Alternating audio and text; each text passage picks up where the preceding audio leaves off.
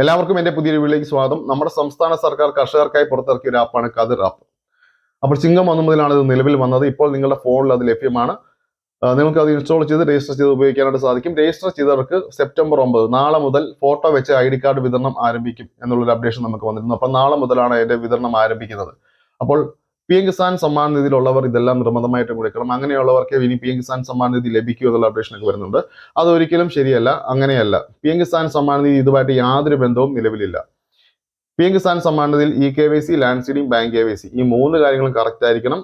കേന്ദ്രം പറഞ്ഞിട്ടുള്ള നിർദ്ദേശങ്ങളെല്ലാം തന്നെ പാലിക്കുന്ന അത്രയും കർഷകർക്കും ഇന്ന് വരെ PM കിസാൻ സമ്മാൻ നിധി എന്ന പദ്ധതി മുന്നോട്ട് പോകുമോ അതുവരെ നിങ്ങൾക്ക് മുടങ്ങാതെ ലഭിക്കുന്നതാണ്. അല്ലാതെ ഈ ഒരു ആപ്പുമായിട്ടോ അല്ലെങ്കിൽ ഇത് ഇൻസ്റ്റാൾ ചെയ്ത് രജിസ്റ്റർ ചെയ്ത് അങ്ങനെയല്ല വരുന്നത്. പിന്നെ ഈ ഒരു ആപ്പ് കൃഷി ചെയ്ത് ജീവിക്കുന്ന കർഷകർക്ക് വളരെ ഉപകാരപ്പെടുന്ന ഒരു ആപ്പ് തന്നെയാണ്. നിങ്ങളുടെ കാലാവസ്ഥ വ്യതിയാനങ്ങളും മണ്ണ് പരിശോധന അങ്ങനെയുള്ള എല്ലാ കാര്യങ്ങളും ഒത്തിരി കാര്യങ്ങൾ അതിനകത്ത് നമുക്ക് ലഭ്യമാണ്. അതുപോലെ തന്നെ വിള ഇൻഷുറൻസ്, പ്രകൃതിക്ഷോഭം മൂലം സംഭവിക്കുന്ന നാശനഷ്ടങ്ങൾക്ക് നമുക്ക് ക്ലെയിം ചെയ്യാനായിട്ട് സാധിക്കും.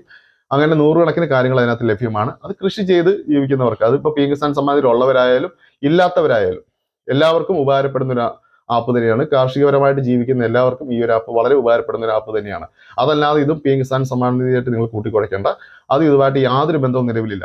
പിന്നെ ഇതിനകത്ത് വരുന്ന ഒരു ബന്ധം എയിംസ് പോർട്ടൽ രജിസ്റ്റർ ചെയ്യണമെന്നുണ്ടായിരുന്നു. 2022 നമുക്ക് സ്വന്തമായിട്ട് ഭൂമി ഉണ്ടോ എന്നുള്ളത് കേന്ദ്രത്തിൽ കണ്ടുപിടിക്കാൻ വേണ്ടിയിട്ട് മാത്രമാണ് ഈ ഒരു എയിംസ് പോർട്ടൽ രജിസ്ട്രേഷൻ വന്നത്. കാരണം നമ്മുടെ ലാൻഡ് വെരിഫിക്കേഷനും എല്ലാ കാര്യങ്ങളും ഈ ഒരു എയിംസ് വഴിയാണ് നടക്കുന്നത്.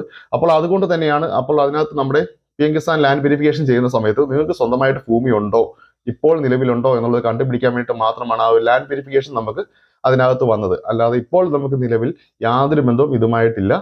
PM കിസാൻ സമ്മാൻ നിധി വാങ്ങുന്നവർ ഈ പറഞ്ഞ കാര്യങ്ങൾ മാത്രം നിങ്ങൾ ശ്രദ്ധിക്കുക. EKYC, land seeding, bank KYC പിന്നെ കേന്ദ്രം പറഞ്ഞിട്ടുള്ള നിർദ്ദേശങ്ങൾ കറക്റ്റായിട്ട് പാലിക്കുന്ന എല്ലാവർക്കും PM കിസാൻ സമ്മാൻ നിധി എത്ര വർഷമുണ്ടോ അത്രയും വർഷം നിങ്ങൾക്ക് മുടങ്ങാതെ തന്നെ ലഭിക്കുന്നതാണ്.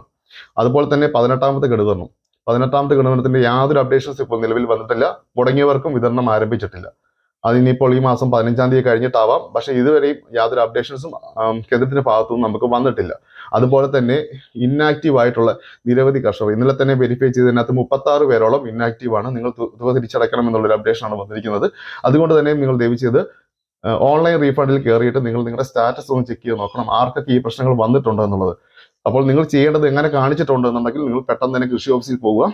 അവിടെ നിങ്ങൾ റിക്വസ്റ്റ് ലെറ്റർ കൊടുക്കേണ്ടതാണ്. അത് കൊടുക്കാത്ത വർഷം നിങ്ങൾ ഇത്രയും രൂപ തിരിച്ചടയ്ക്കണം എന്നുള്ളതാണ്. നിങ്ങൾ എങ്ങനെയെങ്കിലും ഈ രൂപ തിരിച്ചടയ്ക്കാതിരിക്കാൻ ശ്രമിക്കുക. അല്ലെങ്കിൽ വലിയൊരു തുക തന്നെ കാണും തിരിച്ചടയ്ക്കാനുണ്ട്, 16,000 18,000 ഒക്കെ കാണും.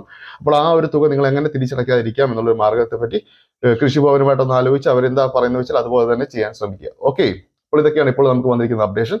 അപ്പോൾ എൻ്റെ വീഡിയോ ഇഷ്ടമായെങ്കിൽ ഒന്ന് സബ്സ്ക്രൈബ് ചെയ്യാനും ലൈക്ക് ചെയ്യാനും മറക്കരുത്. Thank you.